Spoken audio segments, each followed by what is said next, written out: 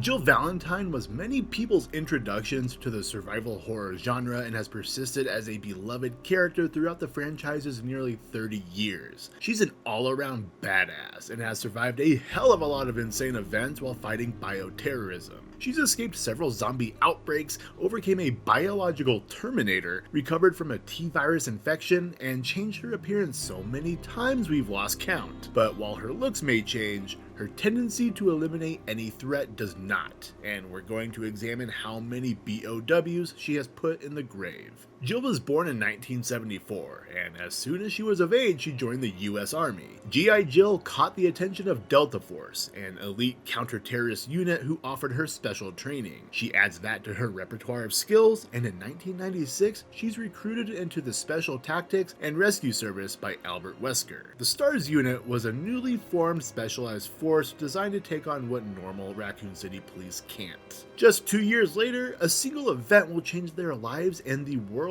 forever. Throughout the spring and summer of 1998, reports of cannibalistic murders arose from the heavily forested Arklay Mountains just outside of the city. Eventually, STARS sent their Bravo team out to investigate the night of July 23rd, but contact seized quickly into the operation. The following day, Albert Wesker rallies Alpha Team, which consists of Barry Burton, Joseph Frost, Brad Vickers, Chris Redfield, and Jill Valentine. Before I get into the games, we have to talk about Resident Evil canon for just a second. The first game never actually gives us the full canon storyline. Instead, elements of both Jill's and Chris's playthroughs make up the full story. The light gun game Umbrella Chronicles offers up some additional support to narrow down Jill's role in the mansion incident, so I'll be combining both characters' runs in Resident Evil with what we see in Umbrella Chronicles, except for the actual combat since it's a light gun game, so we know the amount of enemies will be inflated inside the mansion. Capcom purposefully left things vague outside of the main story beats, so there will be quite a bit of conjecture trying to determine what Jill and what Chris did in the Spencer mansion. So if you disagree with my conclusions, let's argue in the comments. Resident Evil.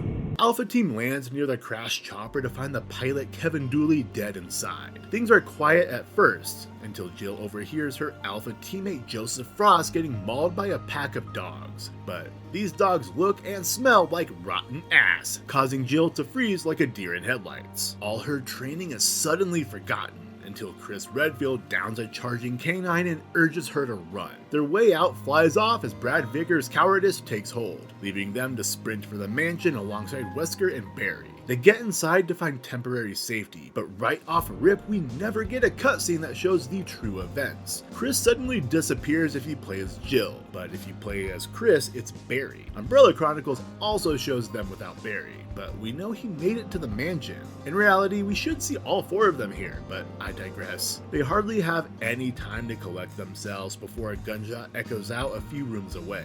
Umbrella Chronicles shows Chris and Jill partnering up, but canonically Jill and Barry go to investigate here. They enter the massive dining room, where Barry sees some blood on the ground. He examines it while Jill checks out the narrow corridor beyond the dining room. Around the corner, a figure is hunched over in the darkness, ripping and eating away at Bravo Team's Kenneth Sullivan's corpse. Already bored of the feast in front of it, the zombie stops and turns towards Jill, slowly standing up and shambling towards another potential victim. Jill bolts back to the dining room to alert Barry. He uses his magnum to obliterate the first zombie they meet. After this is where each character's paths get really tricky. When they go back to the main hall to inform Wesker of their findings, he's gone. We find out later that Albert Wesker is an Umbrella operative that was sent there to eliminate incriminating evidence of Umbrella's involvement in the deaths surrounding the mansion. He also coerced Barry into helping him by threatening to kill his family, so Barry suspiciously pops in and out throughout the game. At the same time,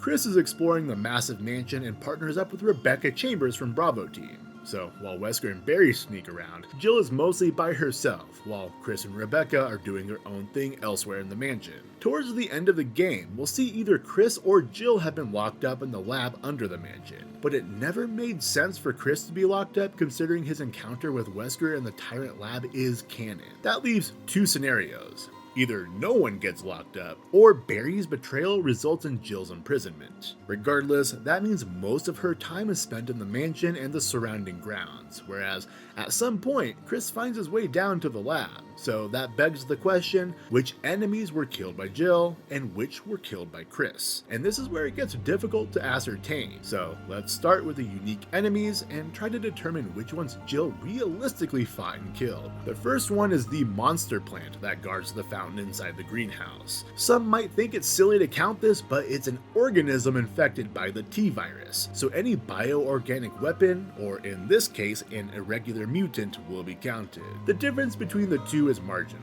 BOWs were made on purpose for research, whereas mutants are an accidental effect of T-virus exposure. You need to use a chemical to defeat the plant, and we know Chris lacks the ability to use them for the Plant 42 fight. We can use that evidence to assume Jill is the one to take the monster plant down. And if we determine Jill kills this plant, that likely means she's also the lucky one to encounter the first Crimson Head, since she'd be collecting all the masks. The next one is Yawn, the big-ass danger noodle that several members of STARS have a run-in with. It nearly kills Richard Aiken after he saves Rebecca from it. Luckily, Chris finds them soon after and is able to bring him a serum that alleviates the effects of the venom.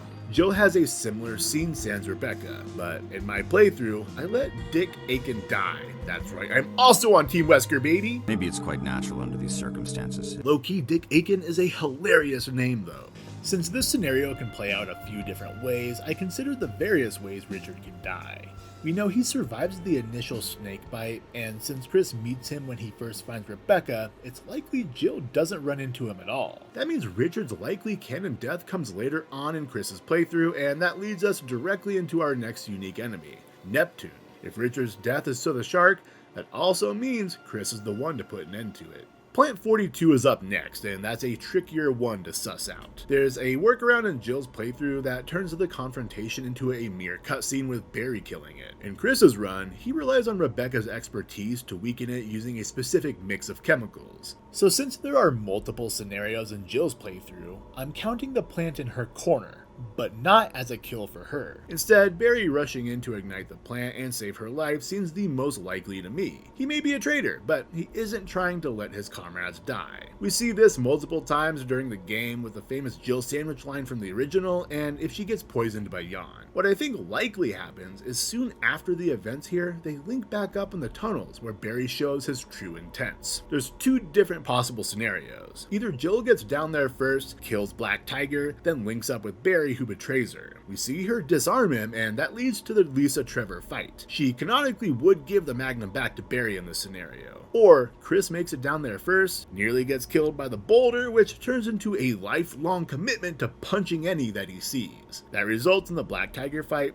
then the Lisa Trevor fight alongside Wesker. If that happens, then Jill comes in afterwards, finds Barry being weird, and gets betrayed. What seems the most likely to me is that Chris gets down there first, clearing the area and following Wesker into the lab. Sometime after the Plant 42 fight, Jill meets Barry in the tunnels, who turns on her and forces her into the lab, where he locks her up to keep her safe from Wesker's shenanigans. If that's the case, then that means the entire lab section is done by Chris, which fits the main events of the game to explain Wesker's rivalry with him. Jill ends up getting freed by Chris soon after the self-destruct sequence is initiated. While they wait for the elevator to come down, they hear more BOWs elsewhere in the lab. Depending on who you play as, either Chris and Barry run off to fight them, or Jill and Rebecca do. Knowing Chris, he wouldn't want Jill to run in and fight after being locked up. He'd urge her to go up the elevator. But unbeknownst to him, the Tyrant would meet them all up there. To find out who kills the Tyrant, I first referred to Umbrella Chronicles, but it shows Chris or Jill shooting it until it dies when we know Brad tosses a rocket launcher down so they can kill it. In an unexpected source, a biohazard pachinko machine actually shows Jill as the one that picks it up, while the Tyrant focuses on Chris. She then blasts it straight to hell, and she alongside Chris, Barry, and Rebecca make it out before the Spencer Mansion explodes. We'll go with that as the end result. So then that leaves the normal enemies. In my playthrough as Jill, I counted a total of 75 kills. The breakdown is as follows: 26 normal zombies, 12 Cerberus, 10 wasps, which all die in one go, and they do count since these motherfuckers are like a foot long due to the T-virus, 10 chimeras, 6 hunters, 3 crimson heads, 3 web spinners, then the monster plant, Neptune, Yawn, Black Tiger, and then the Tyrant. We already determined Neptune, Yawn, and Black Tiger were likely not killed by Jill. And if we subscribe to the possibility that Barry locked her up in the lab, then that subtracts the 5 zombies and 10 chimeras I killed down there. That leaves Jill with a total of 57 T-infected enemies killed before she escapes the mansion. Of course, that number can change drastically from playthrough to playthrough. Some will show 100 plus enemies killed, and others will be much lower. I'm not 100% certain of the accuracy of this video, but there's a kill all enemy run that shows a total of 189 enemies dispatched by the end. That leaves quite a lot in the air in terms of who killed what. I think it's unrealistic to think that between the two of them, Jill and Chris killed every single living thing on the property. On the opposite end, there's 6, maybe 7 mandatory kills in the game, which is another unrealistic take since these are professional soldiers who will most definitely kill anything that threatens them in the mansion. I'll roll with the 57 kills I got in my playthrough, but just know that we cannot get a 100% definitive number unless Capcom does another remake and ensures the canon storyline is actually achievable. Regardless, that should give Wesker plenty of combat data to give back to Umbrella. After the events of the first game, the remaining STARS members go to Chief Irons of the Raccoon City Police Department to tell their stories, but he refuses to believe them due to lack of evidence and because he's being bribed by Umbrella, of course. In mid-August, Chris comes to Jill after finding evidence of a different, more dangerous virus known as the G virus, and invites her to investigate Umbrella and bring them down. She doesn't join him right away and instead makes plans to do so the following month, but before she can, things go awfully awry in Raccoon City. This pandemic has spread faster than any disease in modern history. Jill experiences nightmares stemming from her time in the Spencer mansion, but she'll soon find herself living in one. Just 2 months after she barely escaped the Arklay Mountains, Jill is prepared to leave Raccoon City on September 30th to join Chris in his investigation of Umbrella. But during the night of September 28th, she receives a phone call from the Lone Stars member still in town. Brad Vickers warns Jill she needs to get out of the city ASAP, but before she has time to react, her apartment wall explodes, and Jill suddenly finds herself laid flat. A massive unknown monster throws her around, and Jill's regular night turns into a desperate fight for survival. Knowing she doesn't stand a chance, she runs, but is continually harassed by the hulking figure. She narrowly escapes after a portion of her apartment complex caves in, putting a barrier between her and whatever that thing was. She links up with Brad outside and she realizes the city is under siege by zombies and things are getting worse by the minute. They take shelter within a nearby bar, but Brad gets bit, and this is where Jill gets her first kill in a couple of months when she plants a knife directly into the dome of the attacking zombie. Brad knows what follows a bite and elects to stay behind to allow Jill a chance to escape. Jill dodges the undead and follows the spotlight of a chopper to a parking garage, but the STARS hunting nemesis puts a swift end to her escape attempt by blowing up the waiting helicopter. Past Jill kickstarts a nearby vehicle and sends them both flying off the top level into the street below, but the impact does way more harm to Jill than the Terminator. That is until Nemesis learns that this is Carlos's world and we're just living in it. Happy to have some help, Jill follows Carlos into the subway tunnels, but her gratitude quickly turns to anger and distrust when she learns he is a mercenary employed by Umbrella. She meets Mikhail, their leader, who admits they're kinda stuck until electricity is restored to the subway. Jill always eats fresh, so she gears up and heads back up onto the streets. She's able to exceed her total kill count in the Spencer mansion between the zombified monsters she runs into all over the streets and the T-virus infected fleas that have made a nest out of the power station. She also has the unfortunate displeasure of meeting Carlos's colleague Nikolai, who is just an all-around piece of shit. No, wait, please! What the fuck? When Jill turns the power back on, we watch as the Drain Deimos nest burns away. But while we can see a bunch of them scurrying away in the distance, we don't actually see any of them fry, so I won't be counting any more of them here. Now that the power has been restored, Jill just needs to activate the subway line to get them out of the city, but soon after getting outside, her old pal Nemesis shows up to force more cardio onto her. She sprints through the streets, dodging his haymakers until she reaches her destination and successfully activates the subway. She runs into an unsettling sight as she leaves the building though. A zombie has been given yet another chance at life by getting reanimated a second time. But Jill dispatches the alpha parasite and moves onwards until she links up with Carlos again in the subway. The train isn't quite ready to go yet and needs some maintenance before they depart.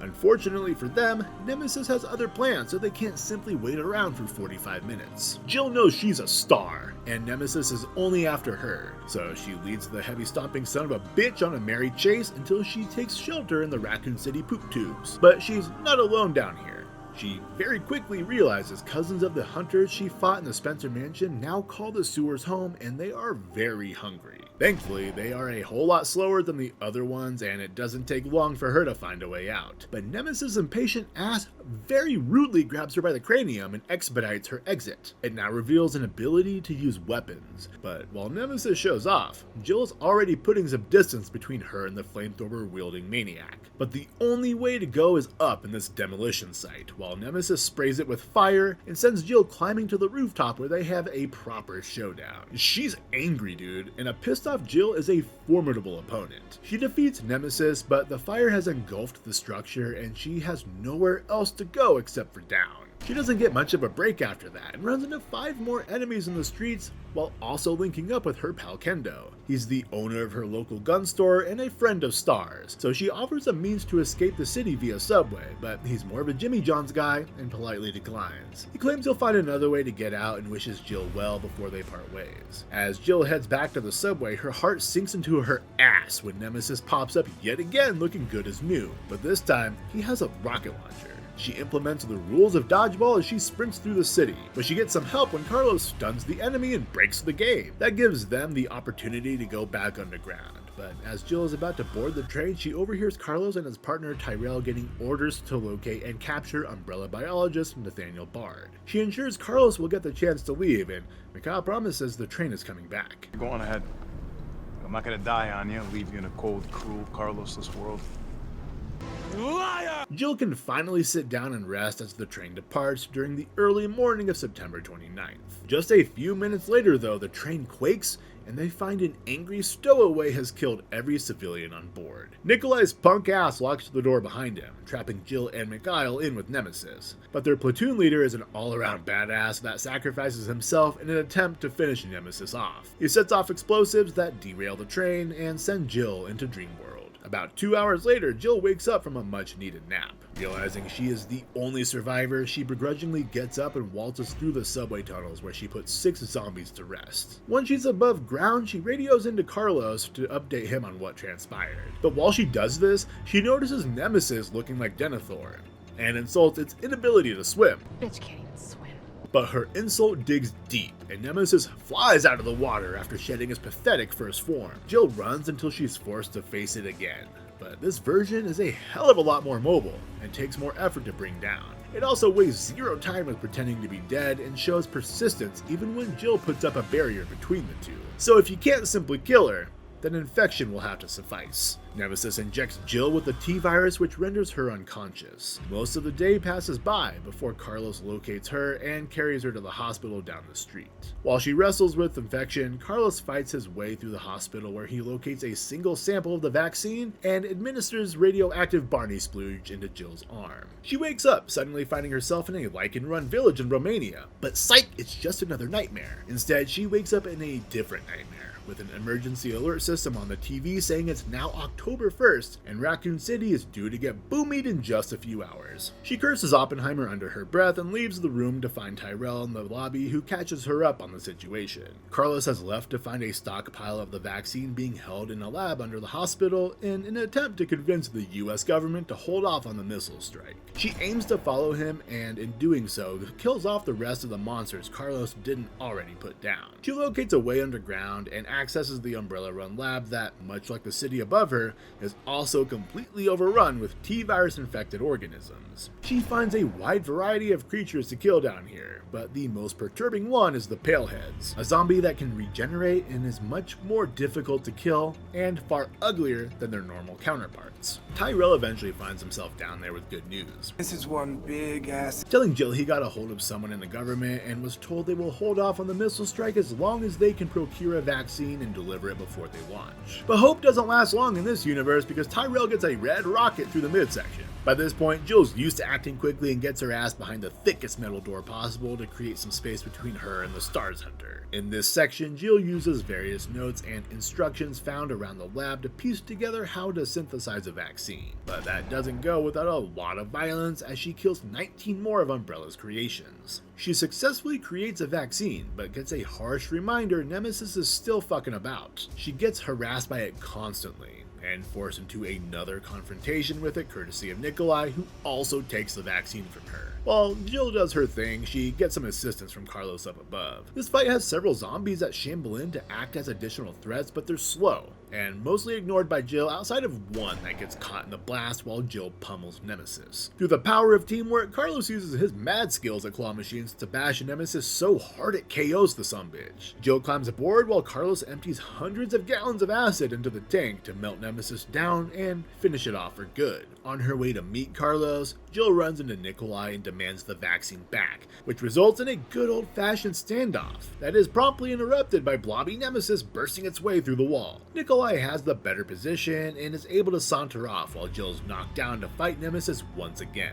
She yells up at Carlos to go after his colleague while she finally puts this never-ending nightmare to an end. After activating the power to the railgun, she does what the Drain Deimos did to her and shoves that thing down Nemesis' throat, unloading the weapon into it and finally putting it on the kill count. She immediately bolts to the rooftop to find Carlos laid flat near the chopper. She gets jumped by Nikolai, who also destroys the vaccine right in front of her. Like a big dum-dum, he wastes time taunting Jill, which allows Carlos to recover and throw hands. He's able to subdue Nikolai, but needs Jill's help, who shoots him non-lethally. She asks who he's working for, and he refuses to say unless they load him onto the chopper. Jill says nope, and both her and Carlos leave him there as the missile flies by and completely wipes Raccoon City off the map. But more tragically, we are in fact left in a cruel, Carlosless world. Now, there's likely to be some who much prefer to see the original instead of the remake, which is totally valid since Capcom has said that all versions of each game can be considered canon. I thought about including parts of the original like Jill going to the RPD and the clock tower, but I elected to keep it straightforward where possible since there's already a lot of guesswork that goes on in the first game. If you'd rather the original be counted,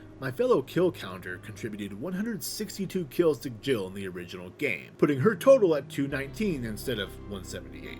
After Jill escapes Raccoon City, she partners up with Chris to form an anti-biohazard unit whose sole purpose is to investigate Umbrella and contain any incidents that arise from their ineptitude. In February of 2003, they traveled to the Caucasus Mountains in Russia after hearing reports of an abnormally large wolf attacking villagers. Soon after their arrival, they confirmed the T-virus is present as zombies do their slow-ass motherfucking walk towards them, with Jill downing 2 of the undead herself. After finding a young survivor named Anna, they search the town and realize the entire village has turned into zombies. It's a large horde, and we don't get any clear evidence how many Jill killed herself, as the panel shows her shooting side by side with Chris. We can see 2 heads on the receiving end of their bullets, however, so I'll give one of those to Jill to bump her up to 181. Realizing their bullets are creating a huge cloud of flour inside the silo, Chris has everyone hide while he uses that to create an explosion, which I'll have to somehow count in a future video. Yay! After they survive that, they have a run-in with Wesker, which is a huge shock because they thought he died in the Spencer mansion, and he just can't help over-explaining things. He reveals Umbrella has many situations like this around the globe to disguise their facilities. In the middle of his rambling, 3 hunters emerge and attack. This is a little confusing because it doesn't look like Jill shoots one, but we later see Chris kill 2 of them and they're no longer in danger when he does. So Jill likely shot the one attacking Chris to give him a chance to put some distance between him and the others. They catch up with Wesker and foil his plans after Anna tricks him into triggering an explosive booby trap. It destroys her father's house and most of the data inside. She tells Jill and Chris her father worked at the factory nearby, which is revealed as a cover for a larger Umbrella facility. That leads directly into the Umbrella Chronicles game. The problem with determining the kills here is you can select either Jill or Chris for this scenario, so there's no real clear way to verify which of them killed what. The entire time they stay together and droves of enemies swarm their position. The story itself is quick and straightforward, with both Jill and Chris descending into a massive underground Umbrella lab to eliminate and secure their last remaining major facility. They succeed in their quest, and soon after, Umbrella is found guilty of their crimes when Wesker hands their data over to the US government. Now, in terms of kills, It's impossible to know exactly how many Jill killed herself, but I counted 355 altogether, which can vary a bit depending on player efficiency and possibly difficulty. Since both Jill and Chris stay at each other's side the entire mission, I'm splitting the kills right down the middle and giving them both equal ownership over the death of Talos, their ridiculous looking armored tyrant. That gives Jill a hefty increase in body count as 178 more BOWs are put to rest. After the fall of Umbrella, their dissolution resulted in rogue employees stealing samples of their bioweapons and selling them on the black market. To combat this, the Federal Bioterrorism Commission and Bioterrorist Security Assessment Alliance, or BSAA, were formed. However, in 2004, a major attack by the terrorist organization Veltro brought on the destruction of Terra Grigia, a floating paradise city in the Mediterranean. About a year later, Jill and her partner Parker at the BSAA head to the beach near the sunken city. Reports of carcasses washing ashore brought them there, and they take samples using a new device called the Genesis. Their boss, Clive O'Brien, oversees the mission and gets to watch his operatives in action, while Jill encounters and kills two bulbous masses resembling your mom.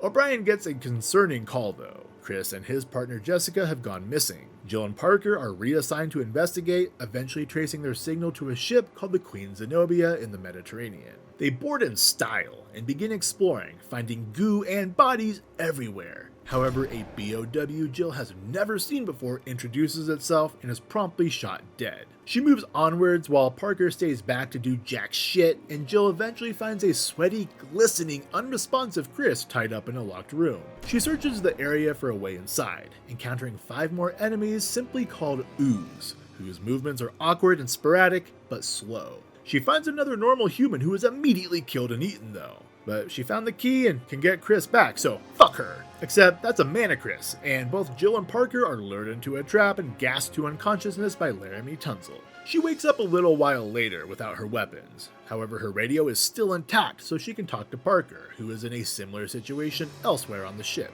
After taking a screwdriver from this toilet seemingly crafted for giants, Jill dodges her assailant to escape the room. After traversing the halls, she links up with Parker and he leads her to their weapons. Now armed again, they beeline it for the bridge, killing 9 more oozy fellas along the way, but the controls are all smashed up and their tugboat goes tug-boom. But they aren't the only ones searching the ship. Parker's ex-colleague from the FBC, Raymond Vester, makes an appearance. He promptly disappears, which is fine by me because I'd rather hang out with the Ooze, who are better company, as limited as it is with Jill killing 7 of them. They locate a letter from the ship's comm officer who quarantined himself along with a key they need. So they go that direction, and it's there they discover the comms officer has become a grotesque monster. This fight has a never-ending amount of ooze that join the fray, so I counted ones that were at risk of cornering me or got in the way when attacking the boss, as well as the ones at the very beginning leading up to the fight, and the survivors left over after the comm officer is killed. That resulted in 16 additional kills, as Jill did her best to avoid the comms officer and lure him into explosions while taking pot shots until he himself becomes another number on her kill count. After looting that train wreck of a body, they use the key and run right into Raymond again, who notes the smashed comms equipment.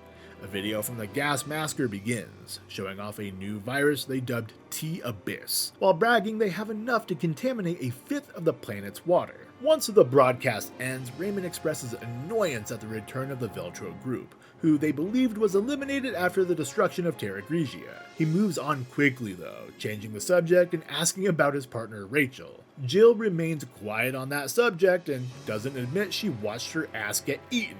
Wait, what? Jill and Parker enter a casino, but their luck is quite shit as they watch while normal fish are turned into monstrosities that are shot dead for a 5-kill increase. Jill navigates back to where she saw Rachel collapse, but her body is no longer there. And instead, she pops up on the other side of the glass and flashes her monster booty at Jill. She goes after her, and this entire area coming to and leaving to chase Rachel has a total of 15 oozy boys for Jill to pump full of lead. Rachel herself falls, and while initially she seems dead, her laughter can be heard a little while later, indicating a future return. The 2 BSAA agents descend into the bilge, which has become flooded. The water provides cover for a new enemy type called the Sea Creeper, which contributes 6 of the total 13 kills Jill gets down here while her and her partner look for a way forward. They successfully bring the power back, but the trade-off is a ton of water threatening to make this their final resting place. Time is running out, but Jill finds a pipe she's able to use to wedge free a grate they can climb through. They backtrack a bit, taking out the 6 creeps using the waist-high water as cover. They lock the area behind them to keep the water quarantined, and they can finally use the control system, but comms are out, which makes that their next destination. The way up is mostly enemy-free, with some sleeping ooze getting bypassed, whereas a new enemy type disgustingly known as the Wall Blister is put down. Then afterwards, they're forced into a confrontation that Parker puts best. What a pain in the ass piece of shit. But it learns the hard way that Jill ain't to be trifled with. Using the keycard it drops, the duo climb to the antenna where Jill makes the correction to some wiring. It enables contact with O'Brien again, who informs them of some terrible news. The FBC is firing up the satellite that destroyed Terra Grigia and plans to vaporize that ship and everything on it. O'Brien says he cannot authorize an extraction either because Chris is still several minutes out and the satellite will fire before he can get there. News of Chris brings Jill relief, but her impending doom does not. So she and Parker utilize intel given to them by fellow BSAA agent Quint. There's a UAV on board the ship they can use to trick the satellite's targeting system, so they hurry that way. Admittedly, I took the long route because I wanted to grab some items locked behind doors that needed the keycard. So the kill count may be a little inflated here since realistically Jill would go straight for the goal. But regardless, they are all being counted and she took down 24 enemies between the ooze, wall blisters, and the arrival of hunters. We get confirmation that Rachel is still in fact alive, and even after downing her once again, she can't be added to the count. They locate the shipping container with the UAV inside and put that thing together. Quint points them towards the controls for the UAV that require them to race against time as a 5-minute countdown begins. 12 more enemies meet their end despite Jill being in a hurry to save her own life. However, plenty are bypassed and Rachel makes yet another annoying appearance. They reach the controls in the nick of time and use the UAV to pull the satellite's targeting system away from the Queen Zenobia. But the blast is powerful and sends a huge tidal wave at them. The wave engulfs the ship, forcing Jill and Parker to navigate their way through flooded corridors and fending off sea creepers in a much more favorable environment for them. They get to the casino where it's dry, but the gas-masked idiot returns to monologue about some secrets Jill and Parker aren't privy to. Before he can finish, Jessica suddenly shoots him, earning a scolding from Chris, who is pissed he missed the ending. Jill watches as Parker takes the guy's mask off to reveal Raymond was him the entire time. Chris claims he knows where a lab is aboard the ship, and Parker makes a freaky proposal. A little friendly partner swapping should keep us on our toes. Chris and Jill team up again, but it requires more swimming, which means a couple more kills to count. Jill follows Chris, and lo and behold, they hit away a large lab aboard this ship, but before they can properly decontaminate, a new Italian enemy shows up.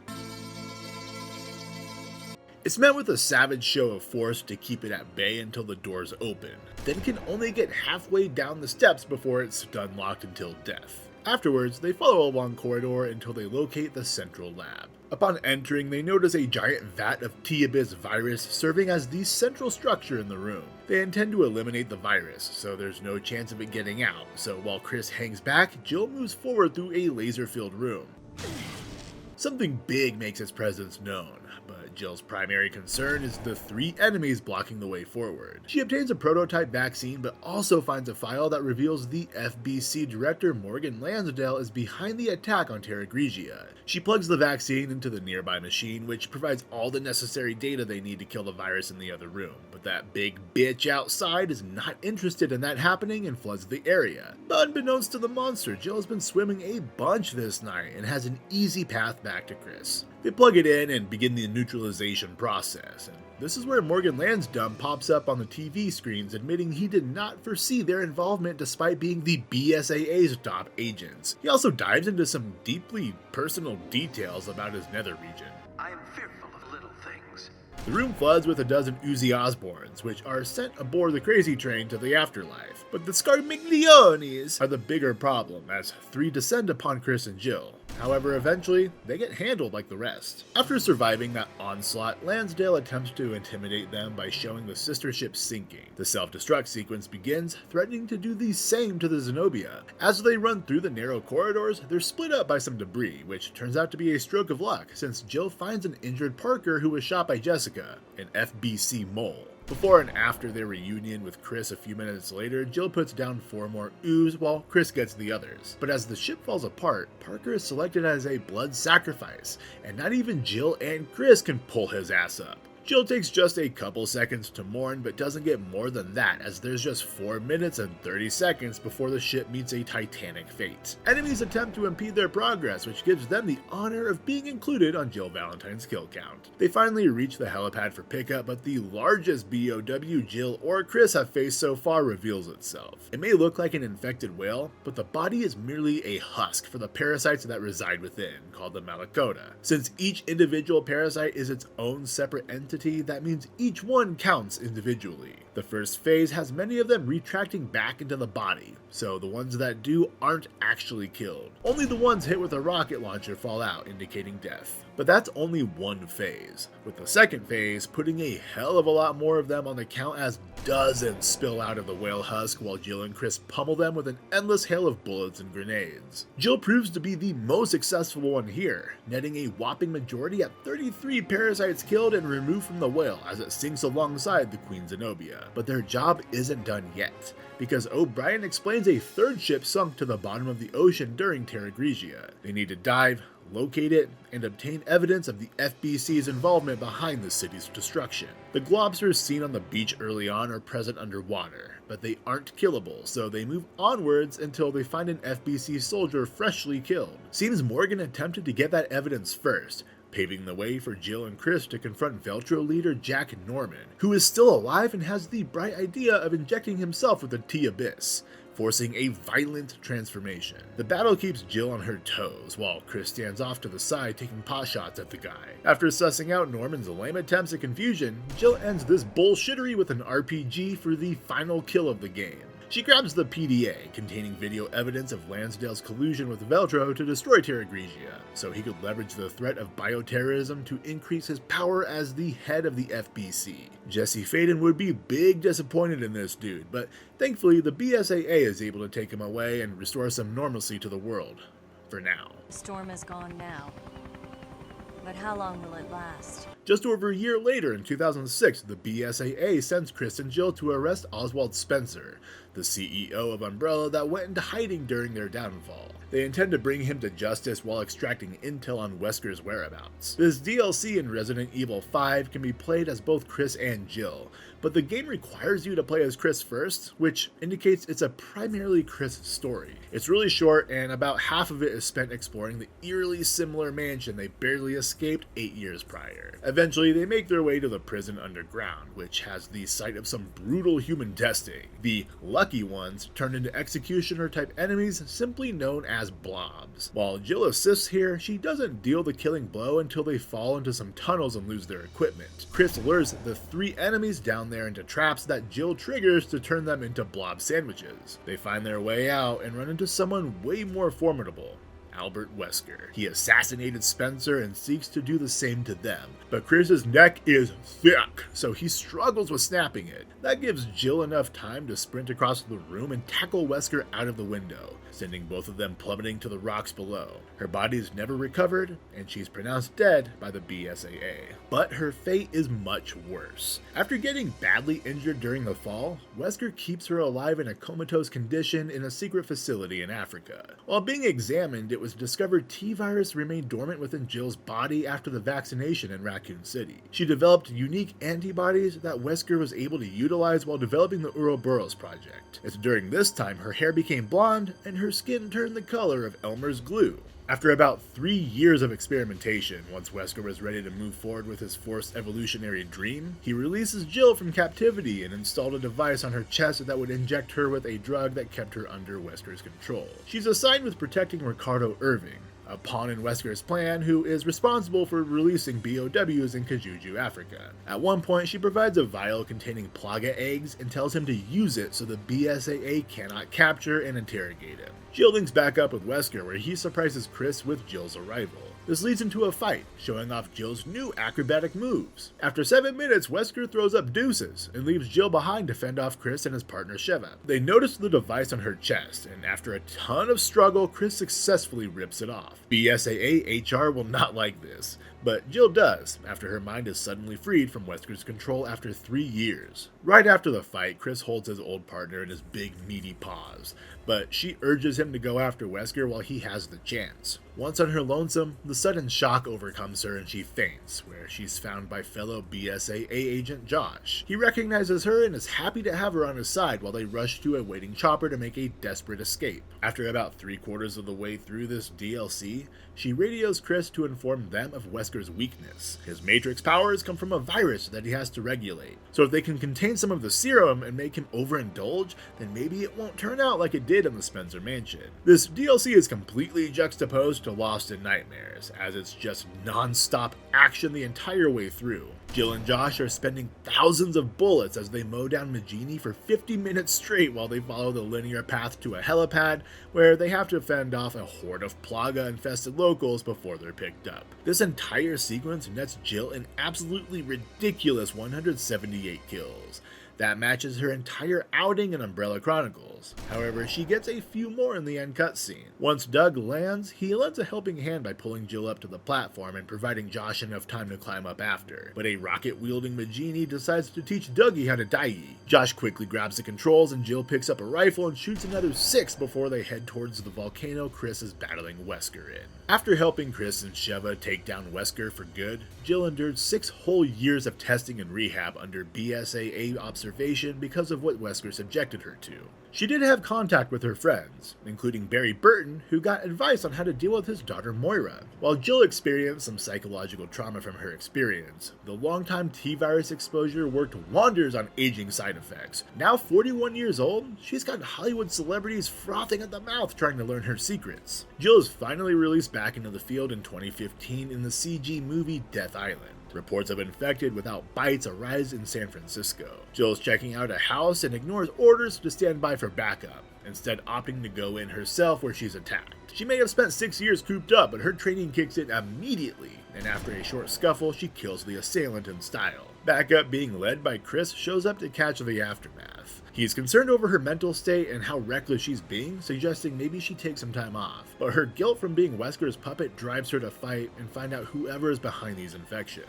They later link up with Claire Redfield and Rebecca Chambers and discuss their findings. Clara was investigating a beached orca that had a massive bite taken out of it, with evidence of the T-virus in the tissue samples. Rebecca reveals that the 12 human victims they've recovered in the city have one thing in common: a recent visit to Alcatraz. Rebecca stays behind to synthesize a vaccine for the new strain of the T-virus while the other 3 head to the island prison as part of a tour. Inside the prison, they hear a scream in the prison block and watch as a zombie feasts on its first victim. Knowing that is most definitely not part of the tour, the 3 kick into action, pulling out their hidden firearms and doing what we've seen them do many times before. Jill puts down 4 of them herself amidst the chaos going on around her.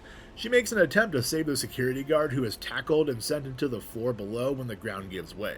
She's definitely the most reckless, as Chris observed earlier, but goddamn does she make killing zombies look cool as hell. After eliminating the threats, Jill ventures further underground armed with only her knife now. She spots a shadow and tracks it, then suddenly finds herself smashing circle for the CQC event.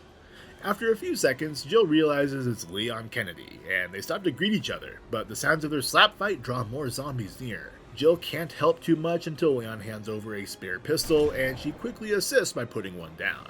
The 3rd zombie doesn't get the mercy of being shot. Instead, an enemy Leon knows all too well pulls it away for a quick snack before coming near. They stay still and quiet. But of course, the universe has other plans that require the 2 fan favorites of the series to gun down every licker down here. Leon gets the majority of them, but Jill is able to tally up 3 on her own. They move forward while discussing their individual reasons for being there. Leon is searching for a scientist named Tony Taylor who was kidnapped by some bioterrorists. As they continue on, they locate a massive submarine dock with an office overlooking it. Cut to them investigating the office and finding a ton of evidence of drones being used to administer the T-virus discreetly. But then a voice chimes in over an intercom claiming they better hurry back to the prison block to rescue Chris and Claire. They do exactly that, along with Leon's target locked in a cell together. The mastermind Dylan Blake introduces himself as Leon gets a little sting to join the Redfields in their T-suffering. Like Resident Evil villains always seem to do, Dylan presents a PowerPoint of his evil plan. He's using mosquito-sized drones to spread a new version of the T-virus because he wants the world to suffer like he did during Raccoon City. He's leaving Jill alone so she can experience loss like he did. Like, that hasn't already happened, bro, but go off, I guess. Go fuck yourself. After failing to persuade Jill to shoot Claire, who is close to turning, he decides to shoot Tony in the gut while his spandex-wearing sidekick disarms Jill.